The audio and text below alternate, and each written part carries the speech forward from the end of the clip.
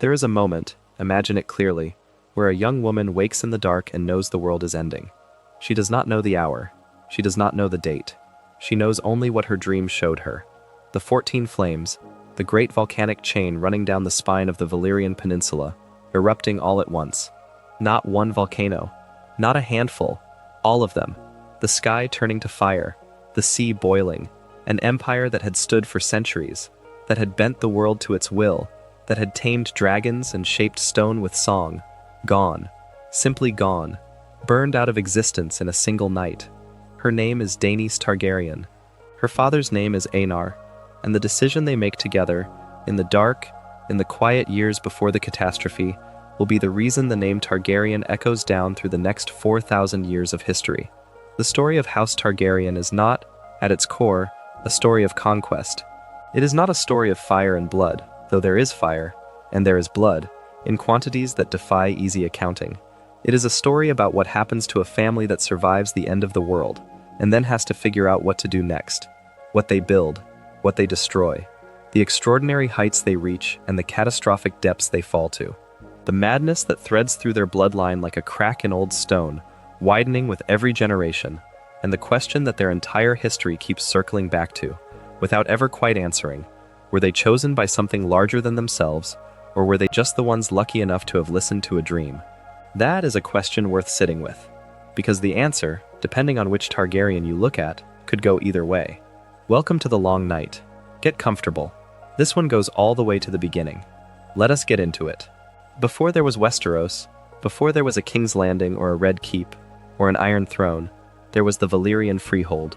Think of the Valyrian Freehold as the Rome of George R.R. Martin's world, an empire that dominated the known map for so long that people stopped being able to imagine a world without it. It sprawled across the eastern continent of Essos, built on a foundation of sorcery, dragon riding, and slave labor so vast and so systematic that the cities it raised would still be standing centuries after the empire itself had turned to ash. The roads the Valyrians built outlasted their builders. The language they spoke became the root tongue from which half the world's languages branched. Their architecture was so advanced that later civilizations, looking at Valyrian ruins, could not figure out how the stones had been cut, let alone how they had been fitted together without mortar. The secret of Valyrian power was dragons. The story goes, and in this world the old stories have a way of being true, that Valyrian shepherds first discovered dragons layering deep in the 14 flames, the massive chain of volcanoes at the center of the peninsula. Instead of fleeing, which would have been the sensible response to finding several hundred tons of fire-breathing animal in a mountain cave, the Valyrians chose to study them, to understand them, eventually to tame them. The precise methods by which they accomplished this have been lost. The Valyrians were secretive about their dragon lore, and what documentation existed was destroyed in the catastrophe that followed. But the result was clear enough. The Valyrians rode dragons. Other civilizations did not, and for thousands of years, that single asymmetry defined the world. Within the Freehold, dragon riding was not a general skill, but an inherited bloodline trait. Roughly 40 noble families carried the capacity to bond with dragons. The dragonlord families, marked by their silver-gold hair and violet eyes, features so distinctive that Valyrian blood could be spotted across a crowd. These families formed the aristocracy of the Freehold, and among them, House Targaryen was not particularly distinguished. That is a fact that tends to get lost in the drama of what follows. The Targaryens were not the greatest of the Valyrian dragonlord families. They were not the most powerful, not the most ancient, not the most celebrated. They were one family among many, with an estate on the western frontier of the empire and a modest position in Valyrian society. Their home was an island called Dragonstone, a volcanic rock at the mouth of Blackwater Bay, where the narrow sea meets the coast of Westeros. The Freehold had given it to them as a western outpost, a minor strategic position at the far edge of their influence. The Targaryens lived there, ruled their small domain, kept their dragons, and practiced the customs of their culture. Those customs included one that would follow the family for every generation of its existence. They married within the family, brother to sister when possible, uncle to niece, cousin to cousin, when a brother was not available. The reasoning offered was theological and practical: to keep the blood of the dragon pure, to maintain the dragonlord gift across generations, to preserve the Valyrian essence that allowed them to bond with their animals. Whether this actually worked in the way they believed is a question the biology of the era could not have answered. What it did produce, reliably, was a concentration of a specific kind of brilliance and a specific kind of madness in the same bloodline, a fact that would become increasingly obvious as the centuries wore on. The quote attributed to Jaehaerys the Targaryen, passed down through later accounts by Sir Barristan Selmy, is the most honest description of what incest in a powerful bloodline actually produces. Every time a new Targaryen is born, the gods flip a coin in the air, and the world holds its breath to see how it will land. Not every Targaryen was mad, not every Targaryen was great, but the range between the two extremes was wider in this family than in any other, because when you concentrate a bloodline tightly enough, you concentrate everything in it. The gifts and the defects both, amplified, indistinguishable from each other, until the person in question is sitting on a throne, and the consequences of the coin's landing become everyone's problem. The Freehold had no particular concern about this. The dragonlord families had practiced similar customs for generations, and the Freehold was powerful enough that the costs of occasional instability were manageable within a system of many such families checking and balancing each other. The Targaryens, once alone on Dragonstone, had no such balancing mechanism. They had only themselves, and each other, and the dragons. And the dragons, as it turned out, were finite. By the time the catastrophe came, the Targaryens had been at Dragonstone for long enough that it felt like home. The island was small, the castle was primitive by Valyrian standards, but it was theirs, and they had made it theirs in the particular way that isolated families do, through habit, through memory, through the specific intimacy of people who have only each other. That intimacy, and a teenage girl's nightmares, would save them from the end of everything. Daenys Targaryen is one of the most important figures in the entire history of this family, and she gets barely a paragraph in most retellings. She was the daughter of Lord Aegon Targaryen. She had prophetic dreams, what the Valyrians called dragon dreams, a gift that seemed to run in certain bloodlines alongside the ability to ride the animals themselves. Most families who possessed the gift used it cautiously. A dream that felt true was worth taking seriously, worth telling someone, worth considering, alongside the other evidence available. Dreams did not automatically dictate action, they were one input among many. Daenys had a dream that she could not set aside. She dreamed of the 14 flames erupting. She dreamed of the smoke filling the sky for hundreds of miles. She dreamed of the sea turning to ash, and the cities of the Freehold melting into nothing. She dreamed of an empire that had stood for centuries being erased so completely that future generations would struggle to believe it had ever existed. And she told her father. Lord Aegon Targaryen listened to his daughter. That is worth pausing on. In a culture where dragon dreams were taken seriously, but also in a culture where the Valyrian Freehold was the most powerful civilization on Earth, where the idea that it could simply cease to exist would have seemed not merely improbable, but impossible, Aegon Targaryen chose to believe the dream. He did not wait for confirmation. He did not consult his peers. He sold his estates, liquidated his holdings, packed his household, and relocated the entire family to Dragonstone. He brought 5 dragons with him, including Balerion, a dragon whose size and power would eventually make him legendary. This happened roughly 12 years before the catastrophe, around 126 years before Aegon's conquest. 12 years later, everything Daenys had dreamed came true. The accounts of the Doom of Valyria that survive are second-hand and fragmentary, written by people who were far from the peninsula when it happened, working from the testimony of survivors who had barely escaped with their lives. What those accounts agree on: every volcano in the 14 flames erupted at once. Not sequentially, simultaneously. The scale of energy released was incomprehensible. Every hill for 500 miles cracked open. The sky was obscured by ash and smoke so thick that day could not be distinguished from night across half the continent. The air itself seemed to be on fire. The Valyrian Peninsula, the physical landmass that had anchored the empire for thousands of years, was torn apart. What had been a single continuous stretch of land became a cluster of smaller islands, separated by what people afterwards called the Smoking Sea, a body of water that would steam and roil for generations. The Valyrian Freehold was gone.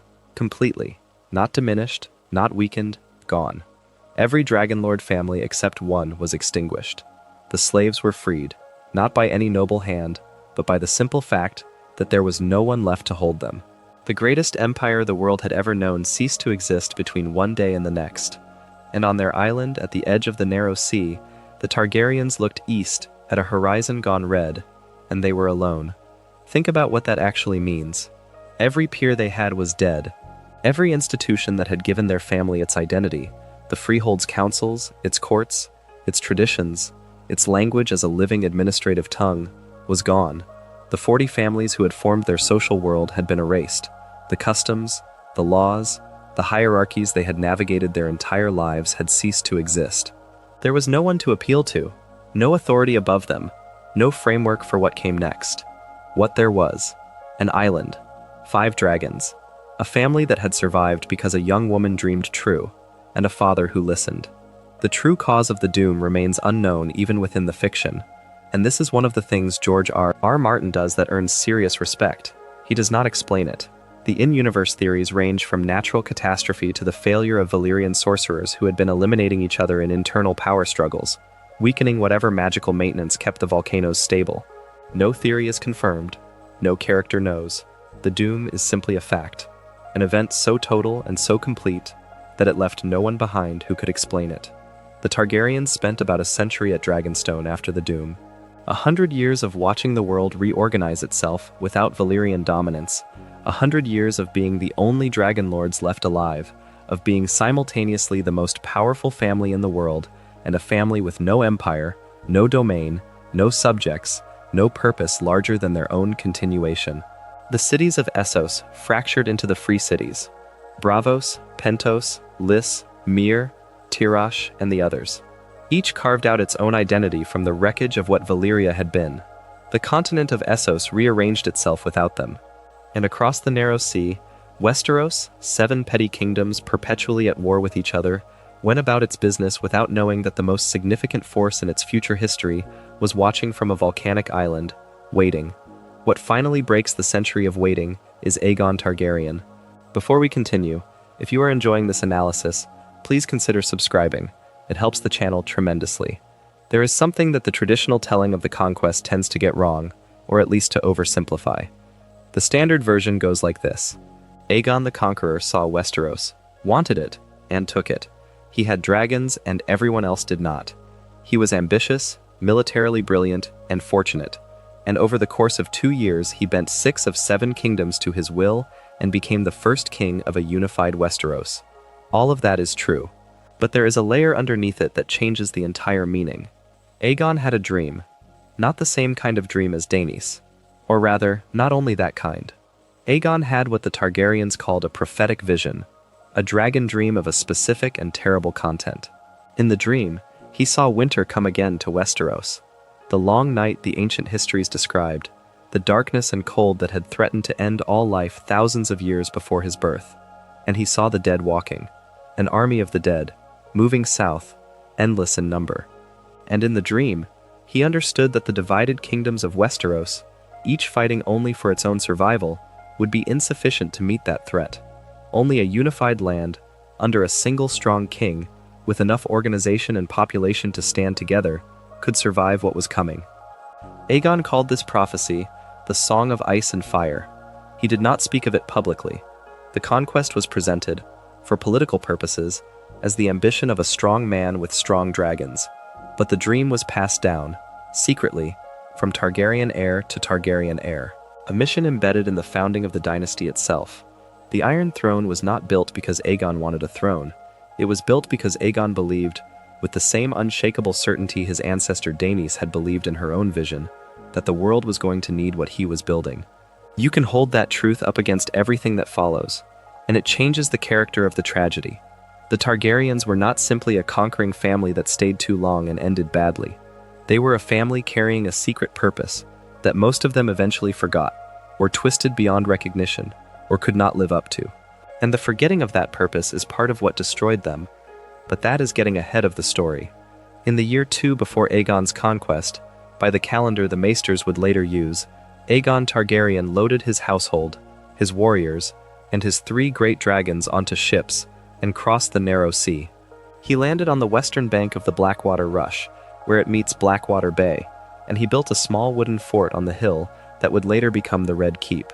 He called the place Aegon Fort. He had with him his 2 sister wives, Visenya, the eldest, stern, martial, a warrior who carried her own blade.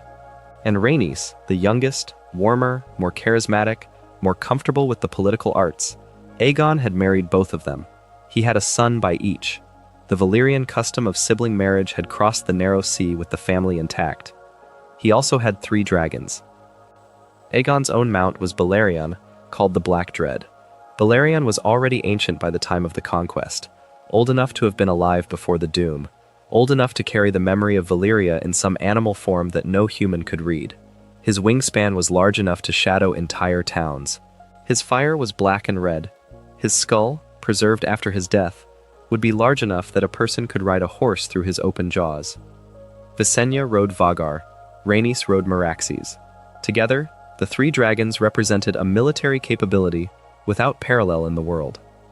Before any of that, the political mechanics of the Conquest deserve a moment, because the dragons are the dramatic centerpiece, but they are not the whole story. Aegon landed with a small force, a few thousand soldiers, not an army capable of overwhelming Westeros through sheer numbers. He used the dragons as what they actually were, a weapon of such psychologically overwhelming effect that resistance became almost impossible to sustain. When you see a castle melt, when you watch a fortress that took 40 years to build turn to slag in an evening, the calculus of resistance changes in a fundamental way. Not because the argument for fighting changes, but because the human nervous system cannot maintain the functional state required for organized resistance in the presence of something that large and that completely outside the prior range of human experience. Many lords did not even wait for the dragons. They sent ravens to Aegon declaring their submission before his forces arrived. They calculated, correctly, that being conquered was survivable and being burned was not.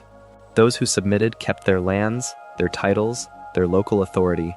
They bent the knee and paid taxes, and acknowledged the new king, and otherwise continued exactly as before, with a dragon riding Valyrian lord above them in the hierarchy rather than whatever they had before. That is how 6 kingdoms were folded in roughly 2 years. Not by destroying them, by making the cost of resistance too high for any rational actor to pay, and then offering the surrendered lords a deal good enough that most of them took it and stopped looking for reasons to fight. The Conquest moved quickly. Aegon sent ravens to every king and lord in Westeros, demanding their submission. Most refused. Some laughed. The King of the Reach and the King of the Rock, whose combined forces numbered roughly 55,000 men, the 2 most powerful kingdoms in the south, allied against a common threat for perhaps the first and last time, arrayed their armies against him. They met near the Blackwater Rush in what history would call the Field of Fire, and it should be stated plainly what happened there.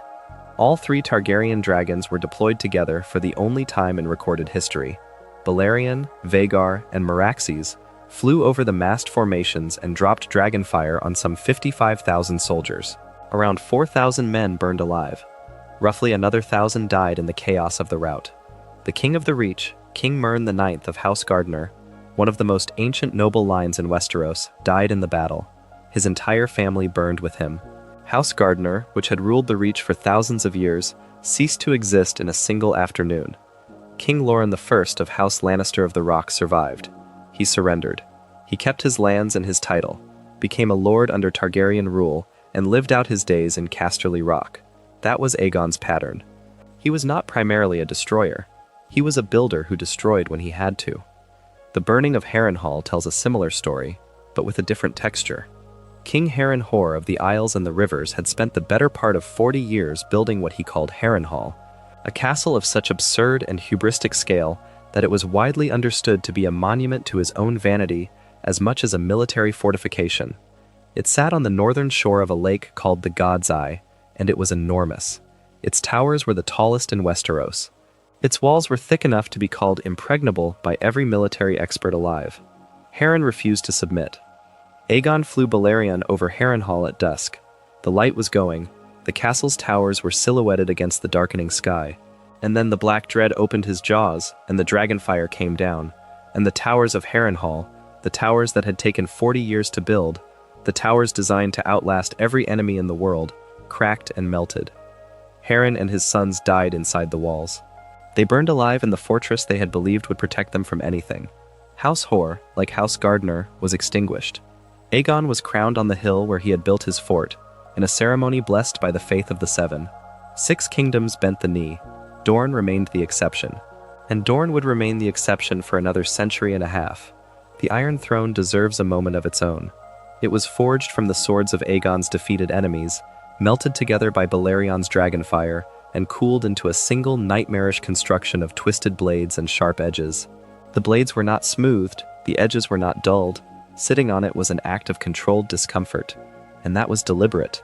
Aegon's stated principle was that a king should never sit easy. The throne was a reminder. You are not here to be comfortable. You are here to rule. Multiple kings cut themselves on the Iron Throne over the centuries. Some historians treated the wounds as metaphor. Others pointed out that they were literal, and that the distinction mattered. The Dornish problem was the one wound Aegon could not cauterize. In the First Dornish War, Queen Rhaenys flew her dragon Meraxes over the Dornish castle of Hellholt, seat of House Uller. The Dornish had adapted to the dragon threat the only way available to them. They refused to stand and fight. They used scorpions, large crossbow-like weapons capable of launching bolts several inches thick, mounted on their walls, and one of those bolts struck Meraxes through the eye as Rhaenys flew low over Hellholt. Meraxes fell from the sky. The fall alone might have been survivable. What followed was not. Rhaenys' body was never recovered. The accounts of what happened to her vary. Some say she died in the fall, others that the Ullers took her prisoner and tortured her for years before finally killing her. Either version is its own kind of horror. Aegon did not have the facts. He had only the knowledge that his sister wife, his youngest queen, the woman who had ridden beside him since the Conquest, was gone. What followed was called the Dragon's Wrath. Aegon and Visenya burned every Dornish castle they could reach, at least once each. The Dornish did not rebuild and fight back. They evacuated, hidden in the countryside, and waited for the dragons to pass. Then they sent assassination attempts against Aegon. His castle was attacked. People he trusted were found to be Dornish agents. His food was poisoned. The guerrilla war ground on for years.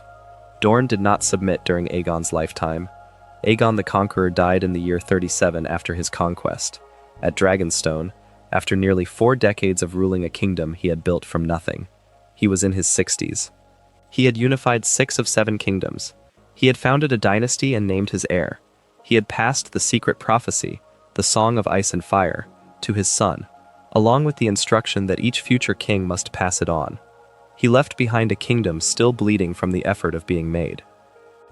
The problem with founding empires is that you have to hand them to someone.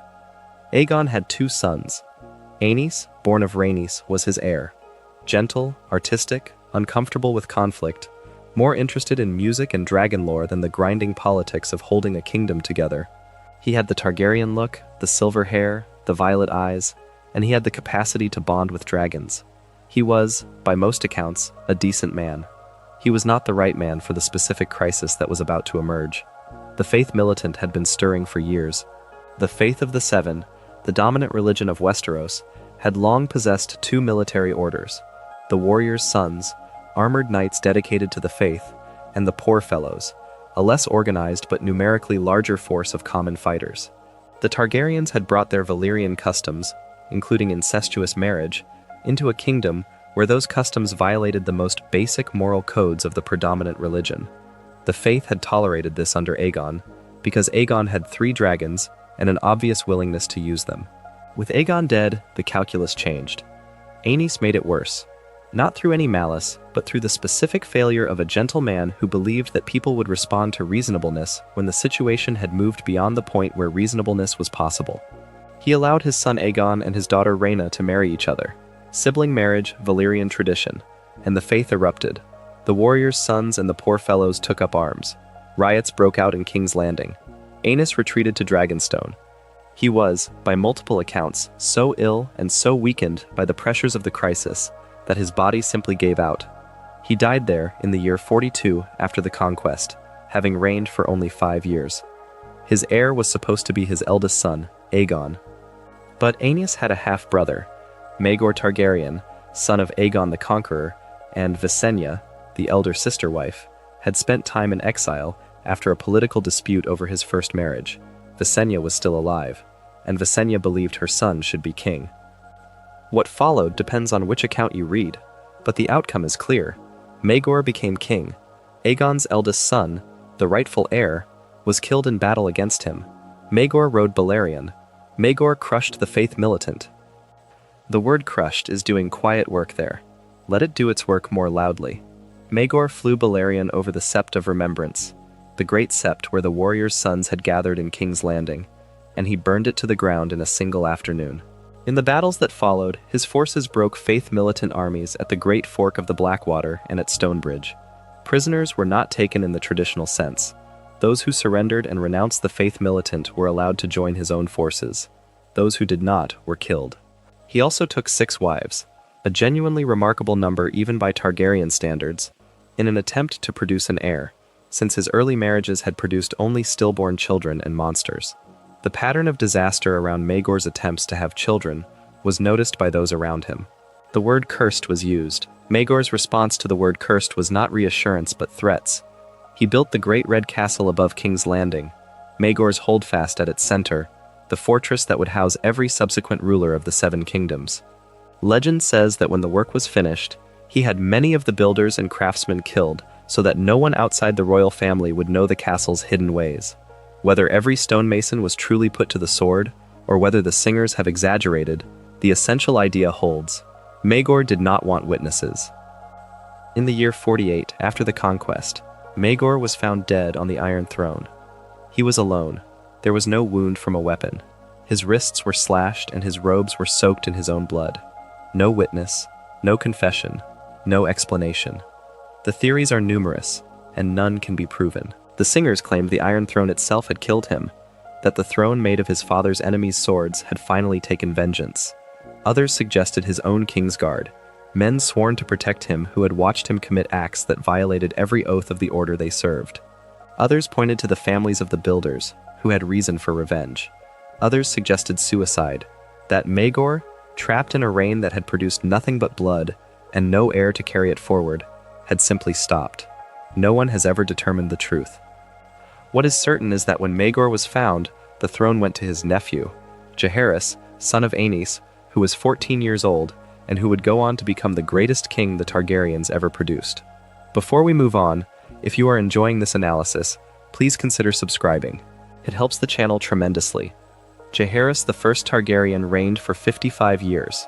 Read that again? 55 years. The longest reign of any Targaryen, and by most measures the longest of any king in Westerosi history. He came to the throne as a boy in the year 48 after the Conquest, and ruled until his death in the year 103. He outlasted every enemy he had in his early reign. He outlasted most of the people who had watched him grow up. He became, gradually, a figure who was less a king than a permanent feature of the landscape. The way that certain mountains are, standing so long in one place that people forget there was ever a time before them. He was called the Old King near the end of his life, which was a term of genuine affection. He was also called the Conciliator, which is a title that requires some explaining. When Jaehaerys came to the throne, the 2 great crises of the previous reigns were still unresolved. The Faith Militant had been crushed militarily, but the underlying tension between Valyrian customs and Westerosi religion remained, and the kingdom was exhausted from decades of internal conflict. Jaehaerys chose a different approach than either of his predecessors. He negotiated. His settlement with the Faith was elegant in its simplicity. He offered them everything they wanted that did not threaten the dynasty's core, and required of them in return the one thing they needed most urgently to give up. He offered amnesty for all members of the Faith Militant. No punishment, no retaliation, no confiscation of Faith property. He offered generous support for the construction of septs. He offered respect, genuine and demonstrated, for the Faith's role in Westerosi society. In return, he asked that the warriors' sons and poor fellows be disbanded, that the Faith's military orders be dissolved and not reconstituted. The Faith would retain all of its spiritual and cultural influence. It would not retain an army. The Faith accepted. It was a deal that looked like a compromise and functioned like a quiet victory, because the thing Jaehaerys most needed, no armed religious organization capable of threatening the crown, was the thing he got. The Faith got material benefits. The crown got security, and the kingdom got peace. With the internal conflict resolved, Jaehaerys turned to building. He extended and improved the network of great roads across the country. The King's Road, the Ocean Road, the River Road, a system of maintained routes connecting every corner of the kingdom, from the Wall in the north to Storm's End in the south. Before those roads, Travel in Westeros was seasonal at best, and dangerous in many regions year-round. After them, it became possible to move armies, goods, and information at a speed that changed the nature of political control. A king who can respond quickly to a rebellion is a king who has far fewer rebellions. He established, for the first time, a unified body of law that applied across all of the 7 kingdoms. Aegon the Conqueror, for all his military brilliance, had left local laws in place. Every lord, every city, every region operated by its own customs and traditions. Jaehaerys recognized that a unified kingdom required unified law, not just military allegiance to the throne, but legal consistency across the whole country. He convened councils of maesters, lords, and legal scholars. The resulting code was imperfect, as all human constructions are, but it was something, a foundation on which future kings could build. His queen, Alysanne, was his equal partner in ways that were not always visible in the formal records of his reign. Queen Alysanne Targaryen traveled the country on her dragon Silverwing, meeting the people her husband ruled. She visited the Wall, one of the very few queens ever to do so, and convinced Jaehaerys to grant the Night's Watch an additional gift of land, the New Gift, which extended their holdings well south of the ice. She brought him reports from the distant corners of the kingdom that no hand or maester could have provided, because she was there personally, talking to people who would never have spoken freely to an official envoy. She is also the reason one of the more grinding customs of Westerosi feudal life was pushed back against. The Lord's right of the first night, the right of a lord to sleep with a new bride on her wedding night before her husband, was practiced quietly in parts of the country. Alysanne heard about it in the north and was revolted. She came back to King's Landing and told her husband what she had learned. She would not rest, she made clear, until it was ended. Jaehaerys abolished it, not universally and not immediately. Enforcement of such things across a vast and decentralized kingdom takes time and sustained effort. But the legal foundation for its abolition was laid in Jaehaerys' reign, at Alysanne's insistence. She also took Silverwing to the Wall itself, sitting on the ice at Castle Black with her dragon coiled beside her, listening to the Black brothers speak. Alysanne left her mark on the north in a way no Southrun queen had ever managed. Northerners still remember her. Together, she and Jaehaerys had 13 children. That is a number that sounds like abundance. It was, in many ways, a tragedy. Children died young in pre-modern settings even for the wealthiest families, and the Targaryens were not exempt. Jaehaerys and Alysanne outlived most of their children.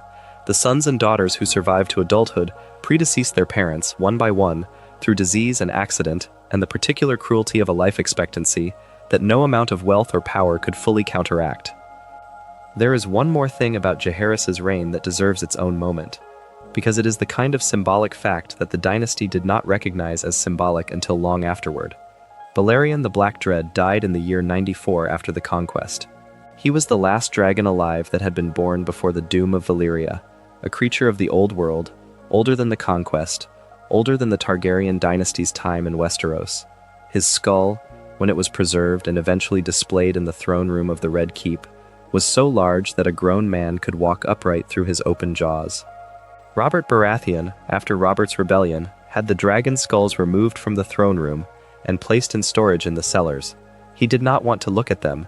He had fought a war against a dragon family, and he did not want the reminder. But while Balerion's skull sat in the throne room through nearly 300 years of Targaryen rule, it was doing something. It was telling every king who sat on the Iron Throne the same thing that Aegon the Conqueror had intended the throne itself to tell them. You are sitting in something you did not build, something larger than you made this possible.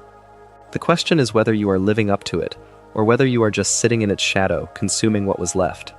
Jaehaerys I was not in Balerion's shadow. He built something of his own.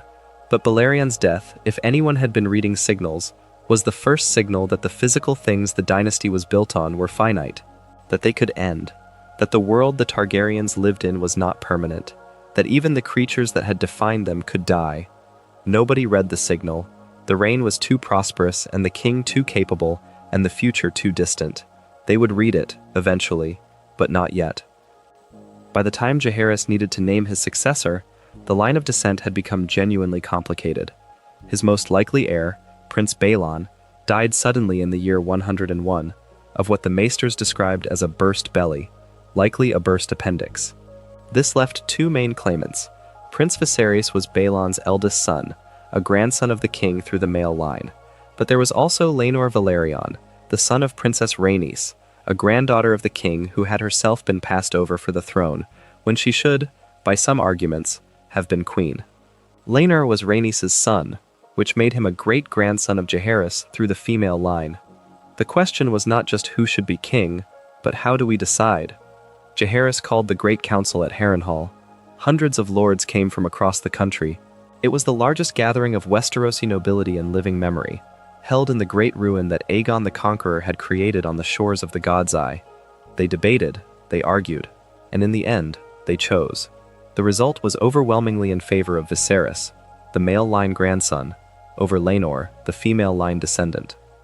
But the ruling established a precedent that would haunt the dynasty for the next 30 years. The lords of Westeros had declared, formally and collectively, that the Iron Throne passed through the male line. Female claimants, or the male descendants of female claimants, could be bypassed. It was not a law, exactly.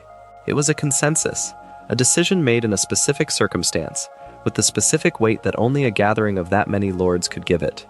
And Viserys the Targaryen, crowned king in the year 103 after the Conquest, would spend the rest of his reign slowly, gently, disastrously, trying to overturn it for the benefit of his daughter. Viserys I is the hinge on which the entire history of the Targaryen dynasty swings. He was not a bad man, he was not a cruel man. By the standards of Westerosi monarchy, he was a decent king, warm, generous, genuinely interested in the welfare of his people, beloved by his court. He loved his family, he loved his daughter, he loved his first wife deeply, and when she died in childbed, leaving him with only Rhaenyra, he grieved in ways that were visible and human.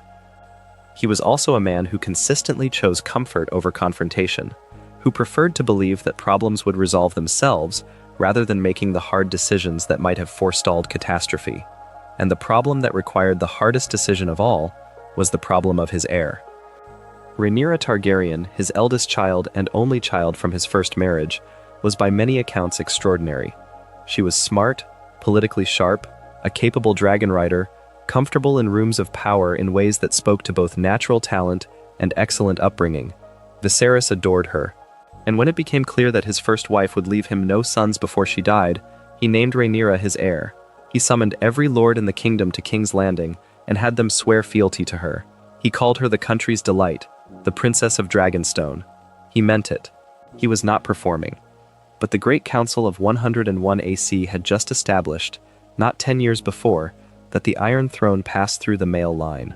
Viserys was asking the lords to swear an oath that contradicted the principle they had collectively endorsed at Harrenhal. Some of them swore because they believed Rhaenyra was the right choice.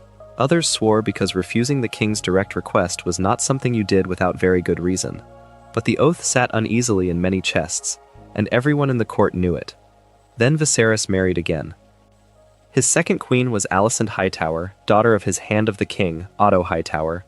She was young, she was beautiful, she was politically capable in ways that often went unrecognized because they were not the ways that men in power typically recognized as political capability, and she gave Viserys sons.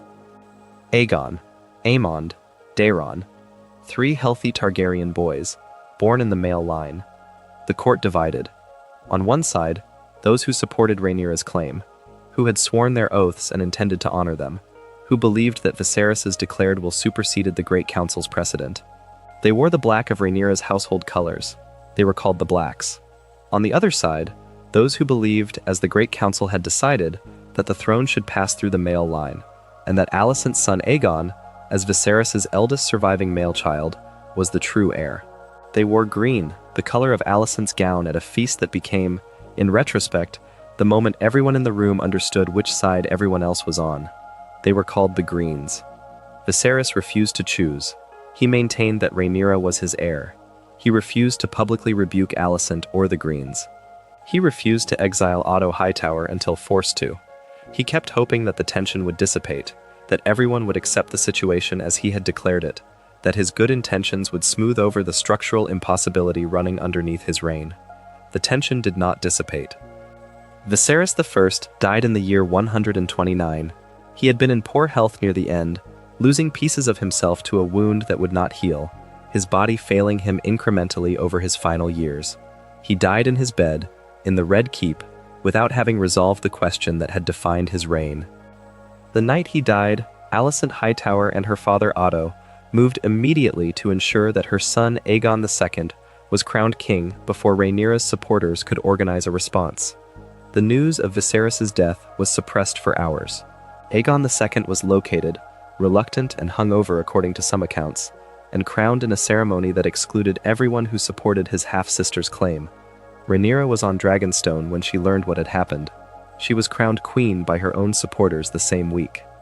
Two people now sat the Iron Throne, or rather, one person sat the Iron Throne, and another person intended to take it. The dance of the dragons had begun. Before we move on, if you are enjoying this analysis, please consider subscribing. It helps the channel tremendously. The Dance of the Dragons is the name history gave to the Civil War, and it is a name that needs to be understood for what it actually describes. Both sides had dragons. This was not merely a political conflict settled through the normal mechanisms of medieval warfare. Armies, sieges, attrition. This was a war in which dragons fought each other above lakes, above the sea, above cities. In which children who had been raised together, who had grown up in the same court, who had learned to ride the same animals, killed each other and killed each other's dragons. It was the most destructive event in Westerosi history since the Long Night, and it was entirely self-inflicted. The Greens held King's Landing, the Blacks held Dragonstone and gathered allies. The country declared itself lord by lord for one side or the other. The first major dragon death came over Shipbreaker Bay. Prince Lucarius Valerion, Rhaenyra's second son, a young man who had only recently begun riding his own dragon, was flying a diplomatic mission to Storm's End when Prince Aemon Targaryen found him there. Aemon was Aegon II's younger brother, a fearsome and cold young man who rode Rhaegar, the oldest and largest dragon alive after Balerion's death, a creature so enormous she made almost every other dragon look small. Aemon had lost his eye in a childhood incident involving Lucerys. He had not forgotten. Aemon did not, according to his own account afterward, mean to kill Lucerys. He meant to intimidate him, to drive him away, to humiliate him. But Rhaegar was old and experienced and hungry, and Rhaegar did not take instructions to intimidate and stop. When the two dragons engaged above the storm-tossed bay, Rhaegar bit Lucerys' small dragon Arax in half. Lucerys fell. He was not recovered. When the news reached Dragonstone, Rhaenyra's husband Daemon Targaryen, her uncle, her second husband, the most dangerous man in the country, was reported to have said nothing, to have sat in silence for a long moment, and then to have risen and begun making arrangements. The war went back and forth. At the Battle of Rook's Rest, the Greens set a trap. They attacked a castle, knowing Rhaenyra would send a dragon to defend it. Princess Rhaenys, Jaehaerys' granddaughter, the queen who never was, who had been denied the throne at the Great Council and had watched the consequences of that denial play out in blood for decades, flew her dragon Meles to the castle's defense. She found both Aegon II on his dragon Sunfire and Aemond on Rhaegar waiting for her. What followed was a three-dragon fight over Rook's Rest. Meles was killed. Rhaenys died with her.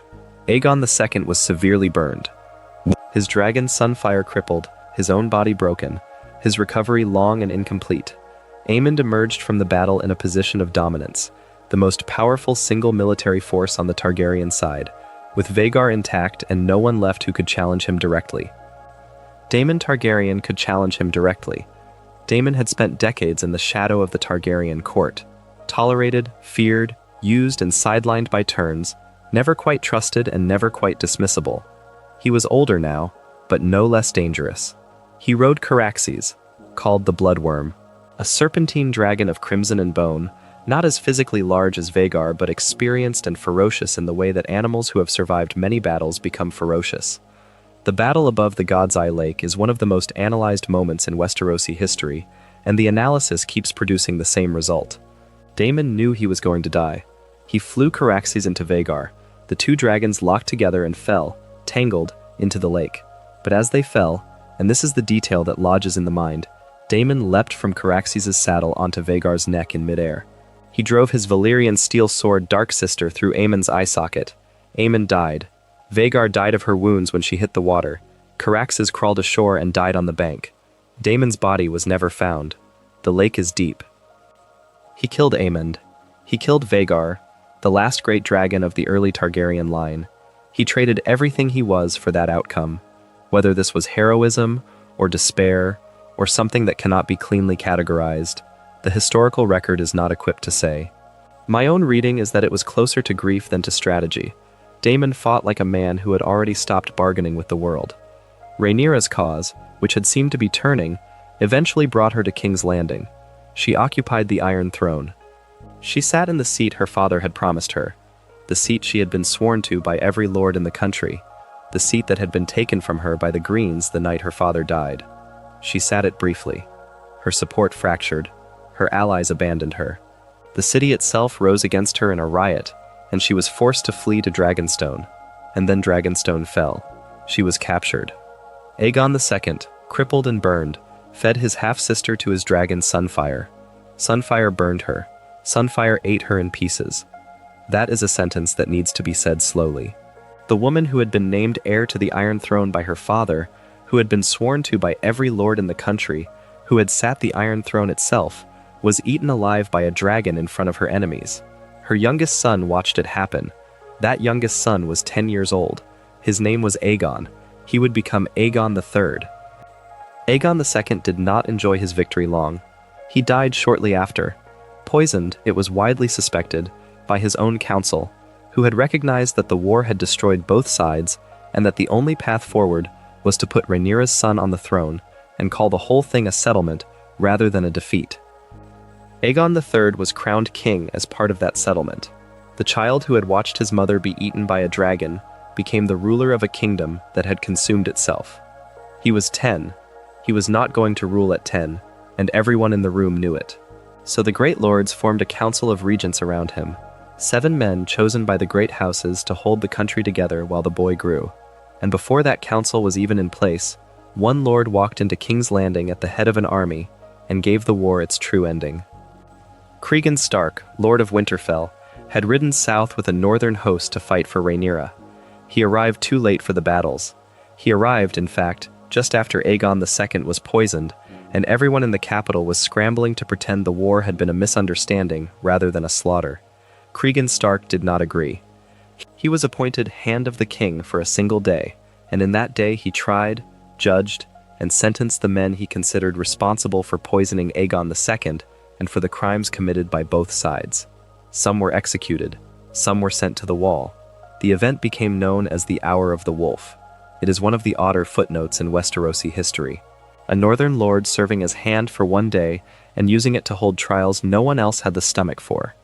Then Cregan went home, and the regents got on with the business of governing. Aegon III's reign is remembered as a long gray silence between the drama of the dance and the drama that was coming. That is unfair to him. He inherited a broken kingdom, watched the last dragons die around him, married 2 women he barely knew, buried one of them, and lived out his years in a court that had no idea what to do with a king who had seen the things he had seen. He did not laugh in public. He rarely smiled. He wore black. When you have watched a dragon eat your mother, perhaps you are entitled to wear black. The scale of the damage done to the Targaryen dragon population in the Dance of the Dragons is the kind of fact that stops the reader cold when stated plainly.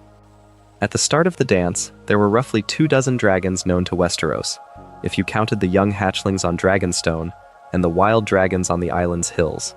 By the end of the war, and within the next few years after, every one of them was dead, or gone, or would not fly again. Vhagar, Caraxes, Melis, Syrax, Sunfire, Arax, Vermax, Moondancer, Seasmoke, every dragon the family had built its power on, gone. The last few survivors of the war either died of wounds, went wild and were killed, or disappeared.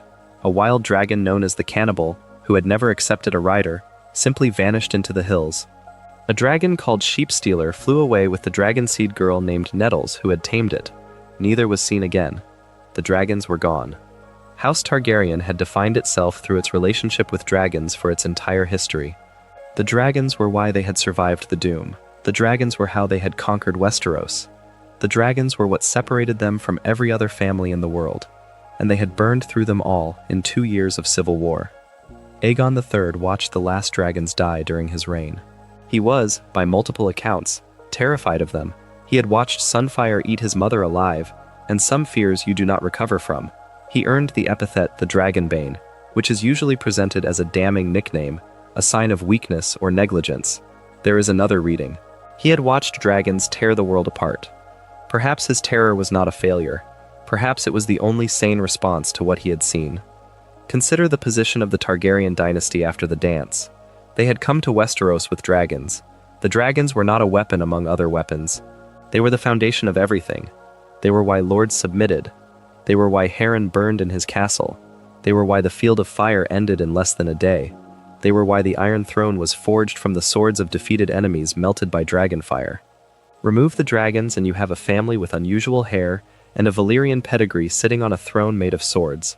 Still important, still legitimate, still powerful by the standards of medieval political authority, but not different in kind from any other powerful family, not special in the way they had been.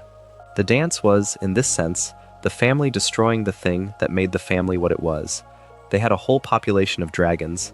They burned through every one of them in the space of 2 years of civil war over who would sit a throne that both claimants believed was theirs by right.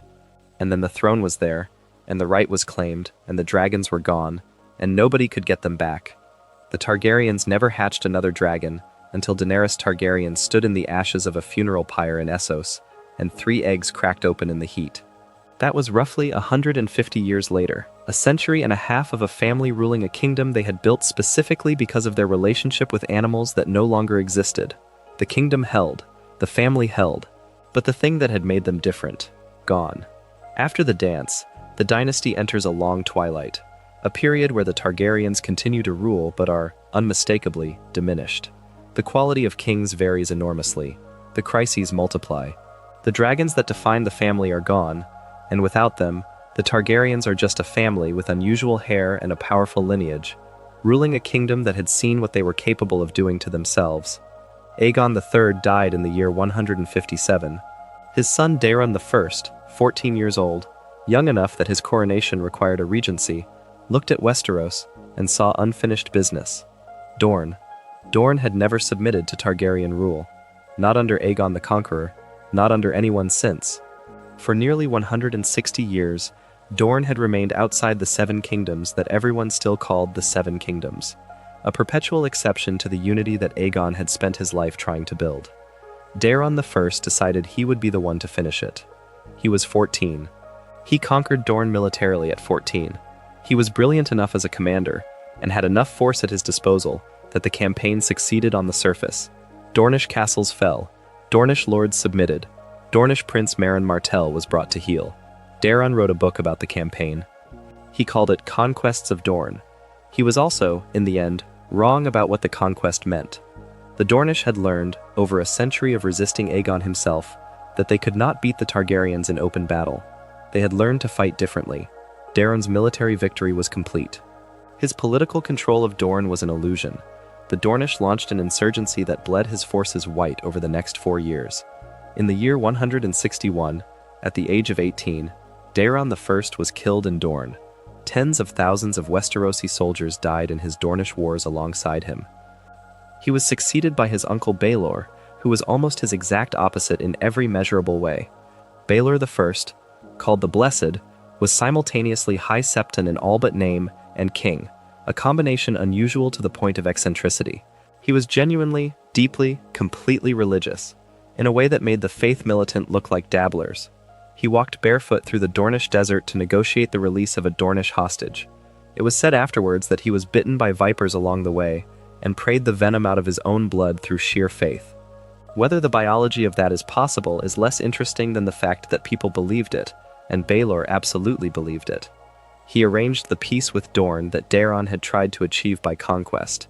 He set in motion the marriage arrangements that would eventually, decades later, bring Dorne into the fold peacefully.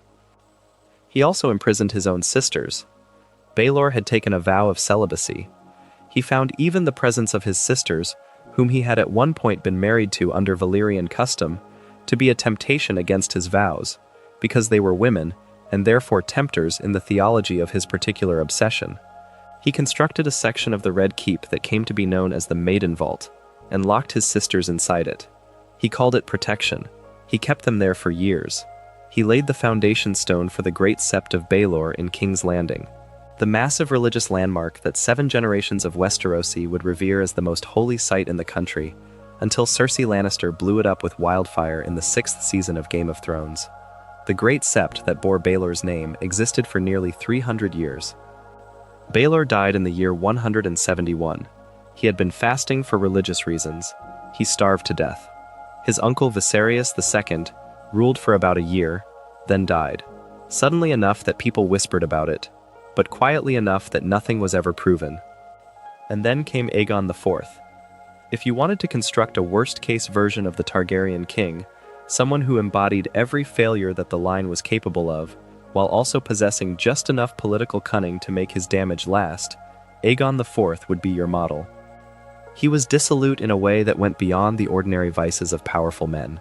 He was obese, cruel to his queen, ostentatiously unfaithful, and interested in the welfare of his subjects, roughly to the extent that it reflected back on his own reputation.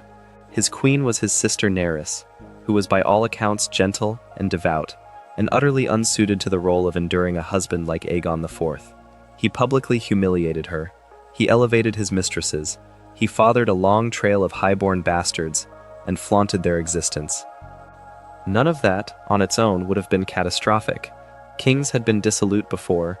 Kingdoms had survived worse. What made Aegon IV different was what he did on his deathbed.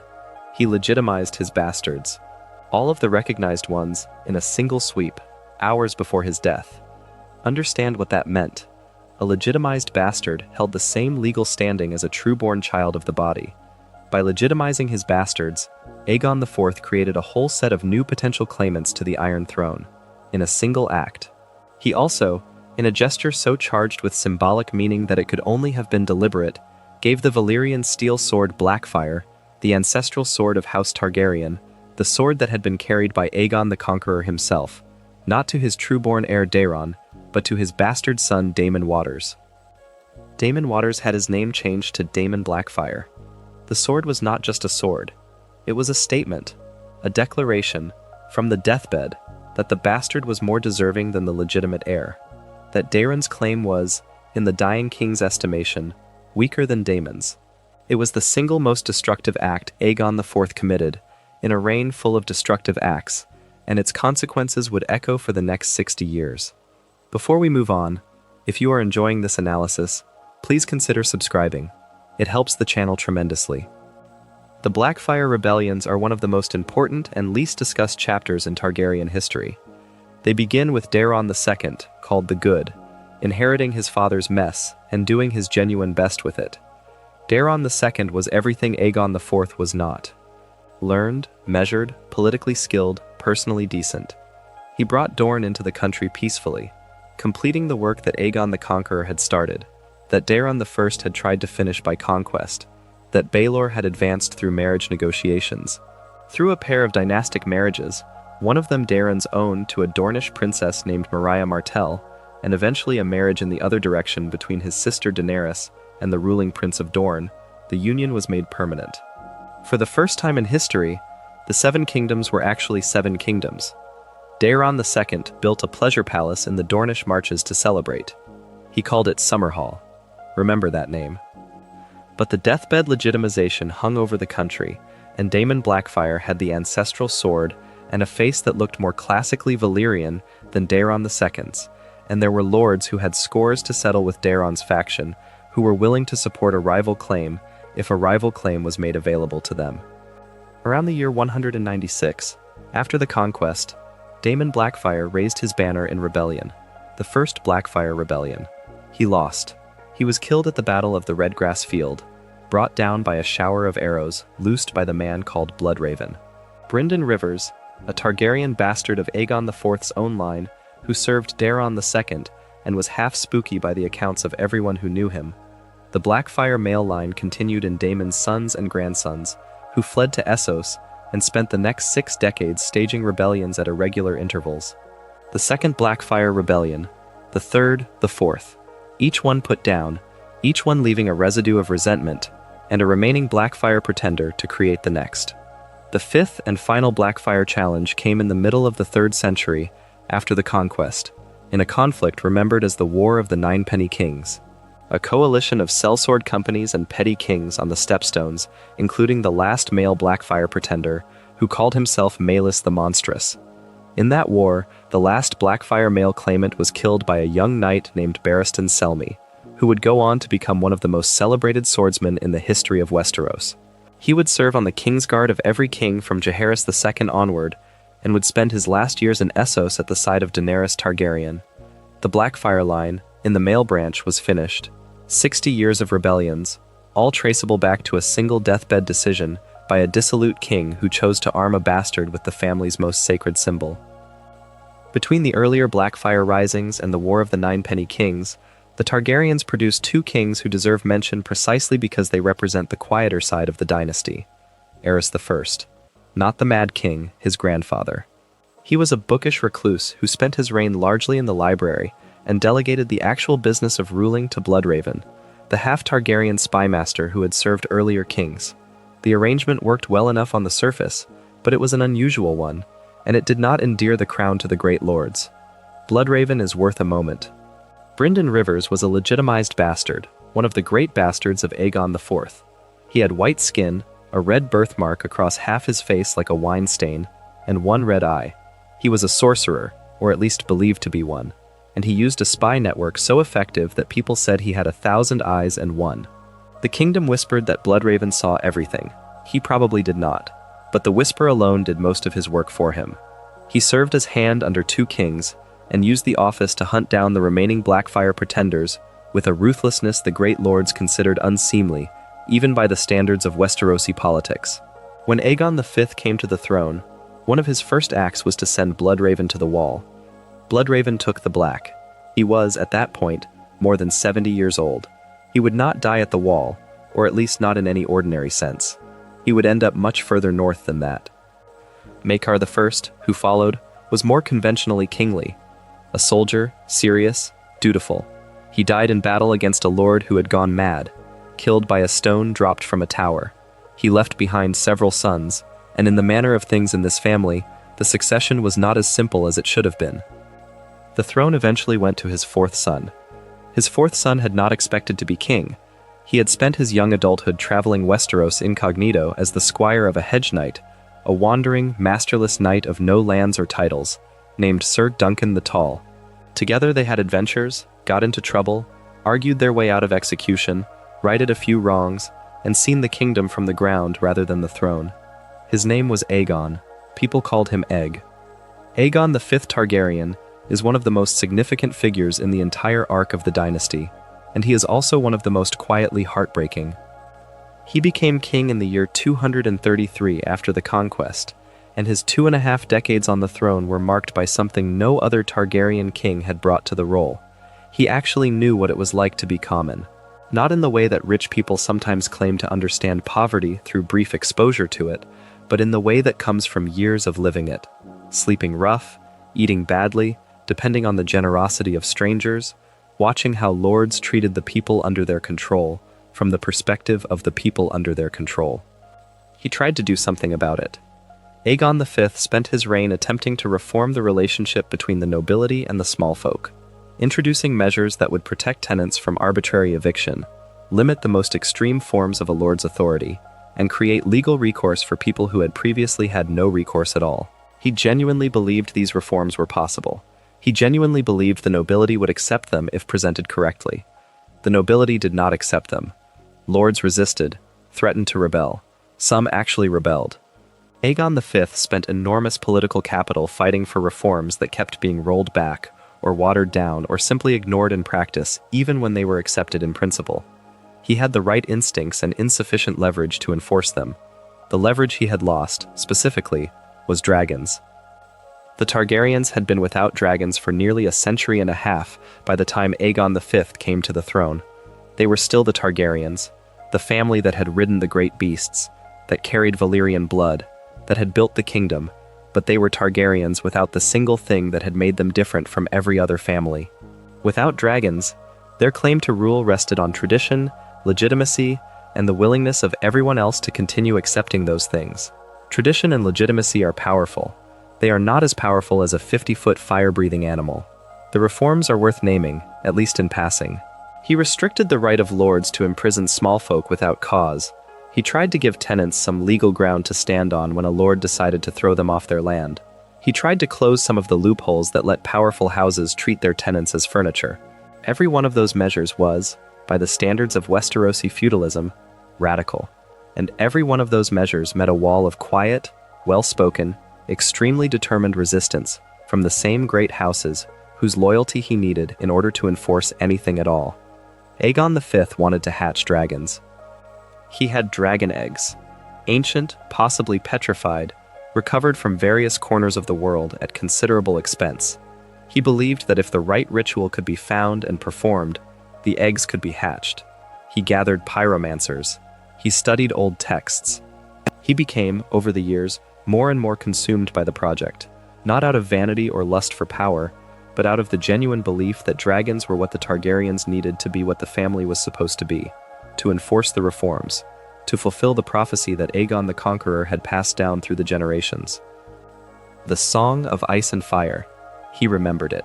He was trying to prepare for it.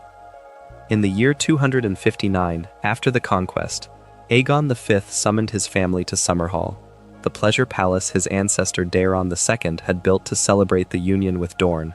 Summerhall was not a military fortress. It was a beautiful building in a beautiful setting, chosen perhaps for that reason. This was not a war council, but a celebration and a ritual. His great-grandchild was about to be born. His wife and closest companions were present. He performed the ritual. The details of what happened at Summerhall that night are partially obscured in the historical record. The Maester's account, whatever it originally said, has been blotted out in the surviving copies, sections of ink deliberately applied to make the words unreadable. What is known? A fire started. The fire spread. The fire consumed Summerhall. Aegon V died in the fire.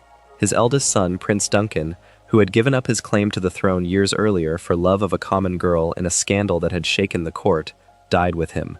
Ser Duncan the Tall, the hedge knight who had been Aegon V's companion in his youth and who had become Lord Commander of the Kingsguard, died alongside him. The accounts vary on the specifics. The outcome does not. The three of them were gone. Did the ritual work? Did any dragon hatch from the eggs? The answer is almost certainly not. There are no accounts of a dragon appearing at Summerhall, and if one had hatched, it would have been impossible to suppress the fact. What is more likely is that whatever combination of pyromancy and old magic Aegon V turned loose that night created a fire that destroyed everything he was trying to achieve and everyone he loved. And in the chaos of that night, as the fire consumed Summerhall, as the screaming and the smoke filled the air, a child was born. Prince Rhaegar Targaryen entered the world on the night of the Summerhall fire. His mother was the wife of Aegon V's son and heir, Jaehaerys II. His birth came in a place of death, surrounded by smoke and flame, and those who were present later said that his first cry sounded strange in a way they could not precisely articulate. Whether the circumstances of his birth marked him in some deep way, or whether this is a story that was applied to him in retrospect because of everything that came after, is impossible to determine. What is certain is that Rhaegar Targaryen grew up knowing that the night of his birth had consumed 3 people his family loved, and that the attempt that killed them was connected to the ancient prophecy his family carried. He grew up believing, with increasing certainty, and with the particular intensity of someone who has read everything available on a subject and found it all pointing in the same direction, that he was the prince that was promised. Jaehaerys II, Rhaegar's father, reigned for only 3 years before dying in the year 262 after the Conquest. His reign is notable for 2 things: the War of the Ninepenny Kings, in which the last male Blackfyre pretender was killed, and the 60 years of Blackfyre rebellions finally ended. And, according to Sir Barristan Selmy's later account, a prophecy. A woods witch had come to Jaehaerys and told him that the prince that was promised, the hero of ancient prophecy who would face the great darkness, would be born of his line. He believed her. He passed the knowledge to his son. And Aerys II Targaryen, bright and charming and promising in the early years of his reign, slowly learned that his son had inherited the prophecy and the obsession that came with it. There is a version of Aerys II that the history books barely show you. In the early years of his reign, Aerys II Targaryen was celebrated. He was young, he was charismatic, he was handsome, in the way that the best-looking Targaryens were, the combination of silver hair and angular features and violet eyes that photographs of the television actors only partially capture. He was smart. He was interested in his work. He enjoyed the company of people he liked, and there were many people he liked. His closest friend, through childhood and into the early years of his reign, was Tywin Lannister. Tywin Lannister is worth pausing on, because the relationship between these two men is a thread that runs through the final chapter of the dynasty in ways that only become fully visible when you look at the whole picture at once. Tywin was intelligent, relentless, entirely without sentimentality, and committed to the proposition that a great house must be respected and feared, or it was nothing. He served as Aerys's hand of the king, the chief minister of the kingdom, and under Tywin's administration, the country ran extraordinarily well. Debts were paid, lords were managed, problems were handled.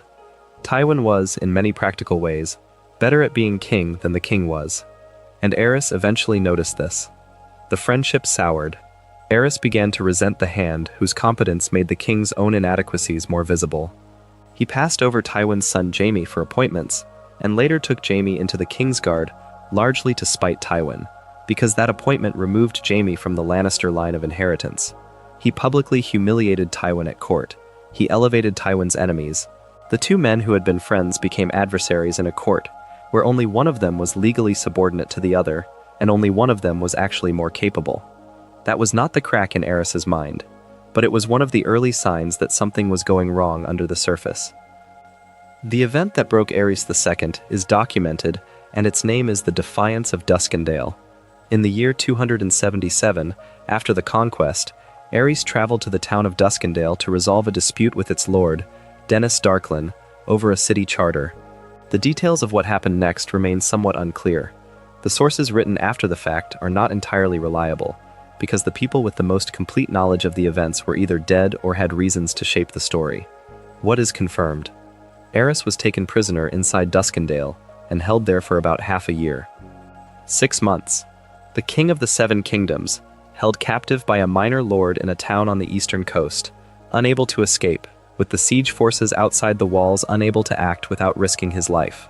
The rescue was managed by Sir Barristan Selmy, who went into the castle alone in disguise and extracted the king by stealth. The Targaryen family was subsequently killed to the last member. But Aerys had spent 6 months in captivity, in a cell, dependent on the goodwill of captors who might at any moment decide he was worth more dead than alive. 6 months of helplessness. 6 months of wondering when the door was going to open and whether the person on the other side was going to kill him. The paranoia that emerged from that period never left. He began to see enemies everywhere. Lords who had been loyal became suspects. Advisors who counseled caution became potential conspirators. The Alchemists Guild, the order of pyromancers who specialized in creating wildfire, the volatile green fire that burned so hot it could melt through stone, became his new obsession. Wildfire could not be stabbed or imprisoned. Wildfire answered to no one. Wildfire burned. Aerys began to burn people. Not metaphorically. He had lords and subjects burned alive, wrapped in cloth soaked in wildfire and set alight, or lowered into flame, in public ceremonies for crimes real or imagined. He laughed during the burnings. The laughter was noted in accounts by people who were present and were trying to describe something that frightened them too much to name directly. He commissioned the Alchemists Guild to create wildfire caches hidden throughout King's Landing. Not small caches, large ones, strategically placed under the city. His stated reasoning varied, but the implied logic was always the same. If the city could not be held, it could be burned. If his enemies were going to take what was his, he would ensure they inherited nothing but ash. Burn them all. That is the phrase attributed to Aerys in the records.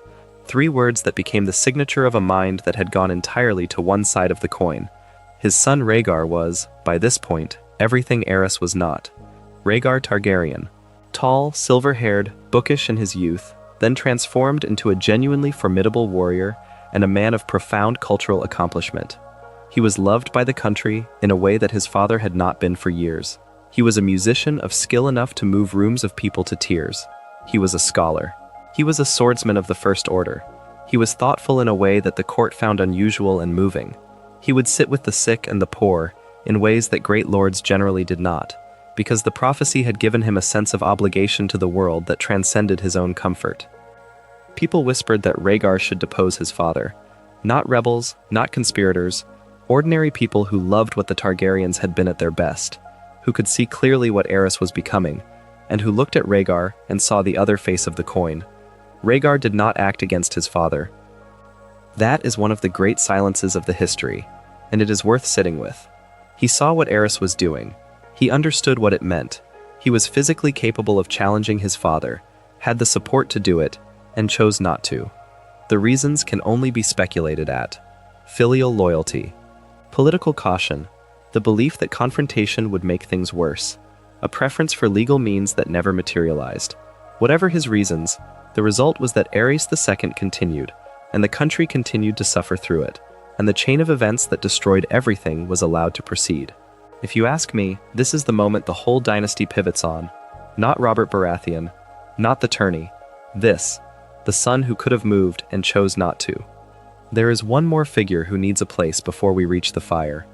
Ser Barristan Selmy served on the King's Guard of 5 Targaryen kings. He was the young knight who cut down Maelys the Monstrous at the Stepstones. He was the man who slipped into Duskendale in disguise and dragged Aerys II out of the cell that had already, by then, begun to work on the king's mind. He watched Aerys change. He watched Rhaegar grow into the prince the country would come to love. He watched the burnings and the paranoia and the tourney at Harrenhal and the war and the sack, and he survived them all, because he was very hard to kill, and because the people who ended up on top of each new order kept deciding that his oath was worth more than his memory.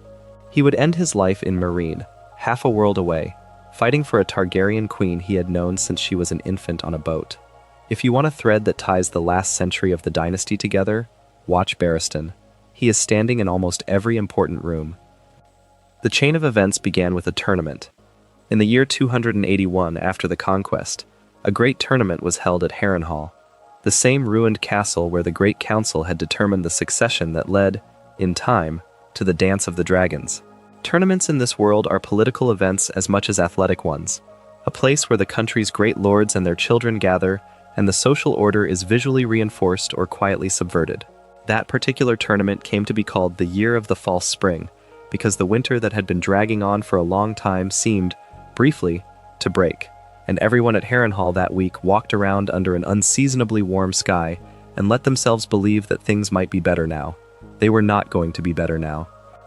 At the tournament, Rhaegar Targaryen won the jousting.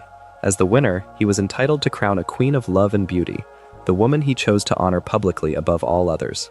He rode past his own wife Elia Martell, past the stands where she sat, and placed the crown of winter roses in the lap of Lyanna Stark. Lyanna Stark was betrothed to Robert Baratheon. The silence that fell over the stands after that moment was described by everyone who witnessed it as total. Not the silence of approval or disapproval, but of something else. The recognition that whatever came next would not be nothing. What followed, roughly a year later, was Rhaegar disappearing with Lyanna.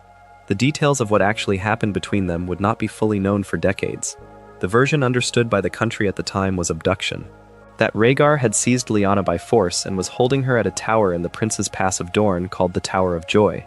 Lyanna's father, Lord Rickard Stark, and her eldest brother Brandon rode to King's Landing demanding justice. Aerys killed them both. He killed Rickard Stark by suspending him in chains from the ceiling of the throne room, in his own armor, and lighting a fire beneath him. The steel heated through. Rickard cooked inside his own suit. Brandon Stark, who had been brought in as a witness, restrained, was made to watch. Then Aerys had Brandon put in a strangle cord device, a rope around the neck attached to a sword just out of reach. Brandon strangled himself trying to reach the sword to free his father, because that was the only way the mechanism could be escaped, and the only way to stop struggling was to stop breathing. They were not rebels. They had come seeking justice through the legal mechanisms of the country, which required coming to the king. The king killed them. Aerys then sent a demand to Lord Jon Arryn of the Vale, in whose care 2 young men were presently residing as wards, Robert Baratheon and Eddard Stark, Brandon's younger brother. Aerys demanded their heads. Jon Arryn had the choice of delivering the men in his care to a death they had not earned, or raising his banner against the man demanding it. He raised his banner. The houses of Stark, Arryn, Baratheon, and Tully joined the rebellion. The great lords had been watching Aerys burn his own subjects for years. They did not need much encouragement to conclude that the king who had cooked Rickard Stark alive for daring to request justice was a king who deserved to be removed. The war lasted slightly over a year. The decisive moment came at the Trident, in the year 283 after the Conquest. Robert Baratheon and Rhaegar Targaryen met each other in the middle of the Battle of the Trident, not as the commanders of their respective forces, directing action from a distance, but personally, in the river, surrounded by the fighting. Rhaegar had rubies set into his armor. They were later found scattered in the ford where he and Robert fought, which is why that stretch of the Trident is still called the Ruby Ford. Robert crushed Rhaegar's chest with his warhammer. Rhaegar Targaryen died in the Trident. The man who believed himself to be the prince that was promised, who had set in motion an elopement and a rebellion and the near destruction of everything the dynasty had built, who had spent his life preparing for a fight against the darkness, died in the shallow water of a river ford, his chest caved in, the rubies from his breastplate glittering in the current. With Rhaegar dead, the outcome was no longer in doubt. Robert was wounded in the battle, severely enough that Eddard Stark led the final march on King's Landing without him. And Lord Tywin Lannister, who had spent the war declaring himself neutral while watching to see which side would win, arrived at the gates of King's Landing with a large army and pledged his loyalty to the city's defense, which was to say, pledged his loyalty to Aerys, and then immediately used that access to sack the city from the inside. Tywin Lannister had been publicly humiliated by Aerys for years. He had watched the man he had helped make a successful king descend into madness and cruelty. He had watched his own position eroded and his family's honor attacked. He was not present to save the dynasty. He was present to end it. The Lannister forces killed the remaining Targaryen defenders. Rhaegar's daughter Rhaenys, a small girl by then, was pulled out from under her bed and stabbed to death. Rhaegar's infant son Aegon was killed in the crib. Sir Gregor Clegane, called the Mountain, one of the most physically imposing soldiers in the land, and one of the most violent, dashed the child's head against the wall, then raped Elia Martell where she lay beside the body, and killed her too. That is the version the books settle on, with Ser Amory Lorch usually blamed for Rhaenys and the Mountain for Aegon and Elia. The show is less specific about who did what, and lets Oberyn Martell name only the Mountain as the man who killed his sister. These are facts that the show presents obliquely, and that the books state directly, and they matter because they are the wound that the Martell family carries into every subsequent season. The reason Oberyn Martell comes to King's Landing in the 4th season of Game of Thrones, seeking the man who killed his sister. The reason the Dornish are permanently unsatisfied with the justice of the world. In the Red Keep, Aerys received the news that the Lannisters had betrayed him. He commanded his pyromancer Rossart to ignite the wildfire caches. All of them, throughout King's Landing. He was going to burn the city rather than let it be taken. He was going to burn everyone in it. The small folk, the lords, the Lannister soldiers, everyone who had failed him, everyone who had ever looked at him with anything less than perfect reverence. Burn them all. Sir Jaime Lannister of the Kingsguard killed Rossart before he could act. Then he went back to the throne room, where Aerys was demanding that the gates be opened so his remaining loyalists could fight, and he drove his sword through Aerys's back, and pulled it across his throat, and Aerys the Second Targaryen died on the stones of the Red Keep's throne room. Jaime sat on the steps of the Iron Throne when Eddard Stark arrived. He did not try to explain what he had done or why. He had killed the king he had sworn to protect. He had also prevented the mass murder of everyone in King's Landing. Those two things lived together in him afterward, in a way they would never fully resolve. He was called the Kingslayer. The name followed him everywhere, forever. Here is what Jaime Lannister actually did that night, stated without the moral ambiguity the show wraps it in. He saved every person in King's Landing. The wildfire caches that Aerys had commissioned were real, and they were extensive enough to have destroyed the city entirely.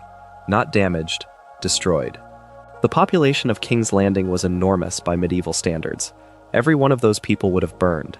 Jaime killed one man to prevent that. One man who was his king and the man he had sworn to protect. But also the man who was in the process of committing mass murder on a scale that dwarfed any single act Jaime himself would ever be accused of. He received no credit for this. He could have explained it. He could have told Eddard Stark what he had done and why, could have provided context, and he chose not to. He sat on the steps of the throne he had just helped clear and let the world read whatever it wanted into his posture. Whether that was exhaustion or pride, or the conclusion that explaining himself to people who had already decided what he was would accomplish nothing, he never fully said. The Kingslayer kept the city's secret, and the city never knew it owed him its existence. That is not a Targaryen story in the narrow sense. but it is a story about what the Targaryens cost and who paid. In the south of Westeros, at a tower in the Prince's Pass, Eddard Stark arrived with 6 companions.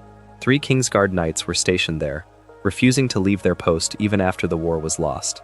The fight was brief and brutal. Of the 10 who fought, only Eddard and 1 man named Howland Reed survived. Inside the tower, Eddard found his sister Lyanna. She was dying. She had given birth. She lay in what he later described only as a bed of blood, which is the language of childbirth, not of injury. Once you understand what he was describing, you understand everything about what had happened in that tower. She had had Rhaegar's child, she had given birth to Rhaegar's child, and the birth had left her dying, and she knew she did not have long. She made Eddard promise to keep the child safe. She told him the child's name. His name was Aegon Targaryen. Rhaegar had, according to the diary of the High Septon that Gilly finds much later in the story, had his first marriage to Elia Martell set aside and married Lyanna Stark in a secret ceremony, which meant the child was not a bastard. He was the legitimate son of Rhaegar Targaryen and Lyanna Stark, with the Targaryen name and, in the strict logic of succession, a stronger claim to the Iron Throne than any other living Targaryen. Eddard Stark looked at his dying sister and the infant in the blood-soaked room, and he understood what Robert Baratheon would do if he knew. Robert, who had loved Lyanna and watched her be taken. Robert, who had killed Rhaegar in the river with his own hands. Robert, who had just won a war. Robert would kill the child. Eddard took the baby north and told everyone it was his bastard son by an unnamed woman. He named the boy Jon Snow. He raised him as his own. He kept the secret for 15 years, until he died in King's Landing at the end of the first season of Game of Thrones. And then the secret was kept by the story itself for 5 more seasons, until Bran Stark's visions began to unravel it. In the ruins of the dynasty they had never truly accepted, in the chaos of a changed world, the last surviving Targaryens were bundled onto ships and carried east across the narrow sea. Viserys Targaryen, young, angry, certain of his claim, and certain the world owed him its restoration. And his infant sister Daenerys. Before we move on, if you are enjoying this analysis, please consider subscribing. It helps the channel tremendously. Daenerys Targaryen was born on Dragonstone. That is the one fact that is clear. She was born in the final days of the dynasty, before the last loyalists fled, and she arrived in the world already in the process of losing it. She has no memory of Dragonstone. She has no memory of Westeros. Everything she knows about her home is what Viserys tells her, and Viserys' version of their history is not a balanced account. It is the account of a boy who was around 8 when they fled, who understood loss before he understood anything else, and who spent the next decade and a half in Essos, being humiliated and ignored, and moving from city to city, with no money and no allies, and no power, except the certainty, the absolute, burning, unshakable certainty that he was the rightful king of the 7 kingdoms, and that the world owed him its recognition. He called himself the Beggar King, eventually, or others called him that. The children of the free cities mocked him in the streets.